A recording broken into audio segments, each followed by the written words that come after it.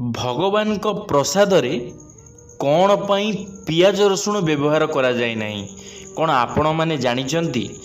ଆପଣମାନେ ଯେବେଠାରୁ ଜନ୍ମ ନେଇଛନ୍ତି, ଯେବେଠାରୁ ଆପଣମାନେ ଭଗବାନ ବୋଲି କାହାକୁ ମାନିଛନ୍ତି, ତ ତେବେ ଆପଣଙ୍କ ମନରେ ସର୍ବପ୍ରଥମେ ଆସିଯିବ କ'ଣ ପାଇଁ ଭଗବାନଙ୍କ ମନ୍ଦିରରେ ପିଆଜ ରସୁଣର ବ୍ୟବହାର କରାଯାଇନଥାଏ। ଆଜି ଆମେ ଏହି ଭିଡ଼ିଓ ମାଧ୍ୟମରେ ଜାଣିବା, ଭଲ ଭାବରେ ବୁଝିବା କ'ଣ ପାଇଁ ଭଗବାନଙ୍କର ପ୍ରସାଦରେ ପିଆଜ ରସୁଣର ବ୍ୟବହାର କରାଯାଇନଥାଏ। ସାଙ୍ଗମାନେ, ରସୁଣ ଏବଂ ପିଆଜ ବିନା ତରକାରୀ ସ୍ୱାଦିଷ୍ଟ ଲାଗିନଥାଏ। ଏହା ସହିତ ଏହାର ସେବନ କରିବା ଦ୍ୱାରା ବିଭିନ୍ନ ପ୍ରକାରର ରୋଗ ବି ଦୂର ହୋଇଯାଇଥାଏ। କିନ୍ତୁ ଆପଣମାନେ ଦେଖିଥିବେ କି ଭଗବାନଙ୍କର ଭୋଗରେ ଭୁଲରେ ବି ରସୁଣ ଏବଂ ପିଆଜ ବ୍ୟବହାର କରାଯାଏ ନାହିଁ। ଆଜି ମୁଁ ଆପଣମାନଙ୍କୁ ଏହା ପଛରେ ଥିବା ପୌରାଣିକ କଥା ବିଷୟରେ ଅବଗତ କରାଇବି। ତ ଆପଣମାନେ ଭଲ ଭାବରେ ଭିଡ଼ିଓଟିକୁ ଶୁଣିବେ ଆଉ ଭିଡ଼ିଓଟିକୁ ଶେଷ ପର୍ଯ୍ୟନ୍ତ ନିଶ୍ଚିତ ଭାବରେ ଦେଖିବେ। ସାଙ୍ଗମାନେ, ଆପଣମାନେ ତ ଭଲ ଭାବରେ ଜାଣିଥିବେ ଦେବତା ଏବଂ ଅସୁରମାନେ ଆରମ୍ଭ କରିଥିଲେ ଅମୃତ ମନ୍ଥନ। ଆପଣ ସମସ୍ତେ ସମୁଦ୍ର ମନ୍ଥନ ବିଷୟରେ ବହୁତ ଭଲ ଭାବରେ ଜାଣିଥିବେ। ଏହି ସମୁଦ୍ର ମନ୍ଥନରେ ବିଭିନ୍ନ ପଦାର୍ଥ ବାହାରିଥିଲା, ଯାହାକୁ ଦେବତା ଏବଂ ଅସୁରମାନଙ୍କ ମଧ୍ୟରେ ବାଣ୍ଟି ଦିଆଯାଇଥିଲା। ସମୁଦ୍ର ମନ୍ଥନ ସମୟରେ ବାହାରିଥିବା ବିଷକୁ ନିଜେ ଭଗବାନ ଶିବ ପିଇଥିଲେ। ତାହା ତାଙ୍କ କଣ୍ଠରେ ଅଟକି ଯାଇଥିଲା। ଏହାପରେ ଅମୃତ ବାହାରିଥିଲା ଏବଂ ଅସୁର ଓ ଦେବତାଙ୍କ ମଧ୍ୟରେ ଏହାକୁ ନେଇ ସମସ୍ୟା ଉପୁଜିଥିଲା।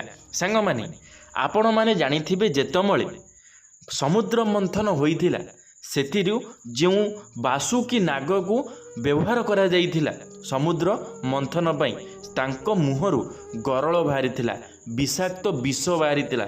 ଆଉ ଭଗବାନ ଶିବ ତାକୁ ତାଙ୍କ ଶରୀରରେ ଗ୍ରହଣ କରିଥିଲେ, ତାଙ୍କ କଣ୍ଠରେ ଗ୍ରହଣ କରିଥିଲେ।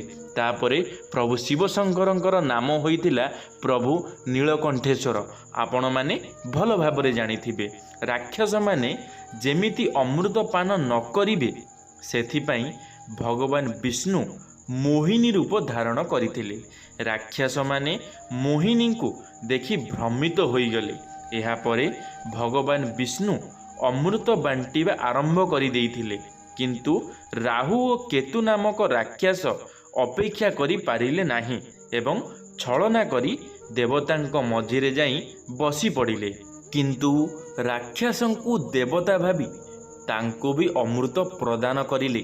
କିନ୍ତୁ ସେହି ସମୟରେ ସୂର୍ଯ୍ୟ ଓ ଚନ୍ଦ୍ରଙ୍କୁ ଏହି କଥାର ଆଭାସ ହୋଇଗଲା ଏବଂ ସେ ବିଷ୍ଣୁଙ୍କୁ ଏହାର ସୂଚନା ଦେଲେ। ଏହାପରେ ଭଗବାନ ବିଷ୍ଣୁ ରାଗି ଯାଇ ଦୁଇ ଜଣଙ୍କର ମୁଣ୍ଡ କାଟିଦେଲେ। ସେଥିପାଇଁ ରାହୁ ଓ କେତୁ ସୂର୍ଯ୍ୟ ଓ ଚନ୍ଦ୍ରଙ୍କ ଉପରେ ଗ୍ରହଣ ଲଗାନ୍ତି। ସାଙ୍ଗମାନେ, ଆପଣମାନେ ଜାଣିନଥିଲେ ଗ୍ରହଣ କ'ଣ ପାଇଁ ଲାଗେ? ଯେତେବେଳେ ସୂର୍ଯ୍ୟ ଦେବତା କହିଦେଇଥିଲେ କି ସେ ରୂପ ବଦଳାଇ ଭଗବାନଙ୍କ ରୂପ ନେଇ ଅମୃତ ସେବନ କରିବାକୁ ଆସିଛନ୍ତି, ଆଉ ଭଗବାନ ବିଷ୍ଣୁ ତାହା ଜାଣି ଯାଇଥିଲେ। ଆଉ ଜାଣିଲା ପରେ ସେମାନଙ୍କର ମୁଣ୍ଡ କାଟ କରିଥିଲେ।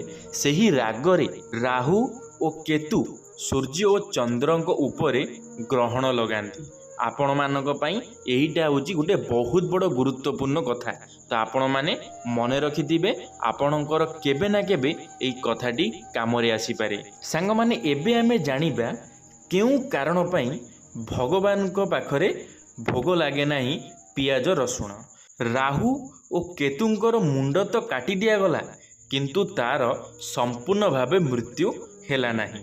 କାରଣ ଅମୃତ ସେ ଗ୍ରହଣ କରିସାରିଥିଲେ, କିନ୍ତୁ ମୁଣ୍ଡ କଟିଯିବା ଫଳରେ ଅମୃତ ତାର ଶରୀରରେ ପହଞ୍ଚି ପାରିନଥିଲା।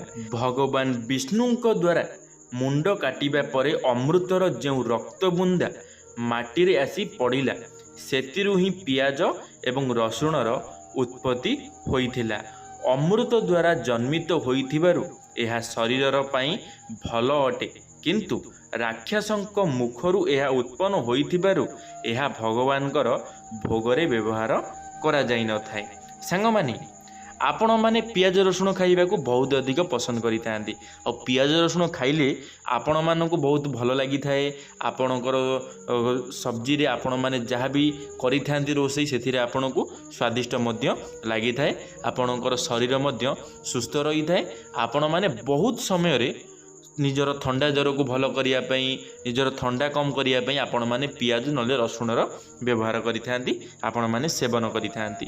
तो मुझे आपण मानक जनईदेवाक चाहूँगी कौन पाई रसुणर एते औषधीय गुण अच्छी कौन पाई पियाजर भी औषधीय गुण अच्छी कारण से अमृतरु तैयारी से अमृतरु तैयारी सेथिपाई सेमानंकर गुण भल अच्छी आउ सेमानंकर असुर मानकर रक्तरु सेमाने तैयारी बोली भगवान सेथिपाई तांकु सेवन करंतु नहीं भगवान सेथिपाई चाहती नहीं कि तांको प्रसाद रे पियाज रसुणर व्यवहार करा जाऊ बोली आशा करी आपण माने निश्चित भाव में बुझी जाइथिबे कौन पाई पियाज रसुण भगवान मंदिर रे प्रसाद रे व्यवहार करा जाई न थाए जदि आपण माने ए भूल करूछंती ताहाले आपण माने सुधरी जांतु कारण आजिका समय रे लोक माने मानु नाहंती लोक माने कौन करूछंती लोक माने भी जानु नाहंती लोक माने भाबुचंती भगवान आम पई खेलना से माने जेतमळे भोगिबे सेतमळे जानिबे आपण माने गोटे कथा करिवे सब बळ मन रखिथिबे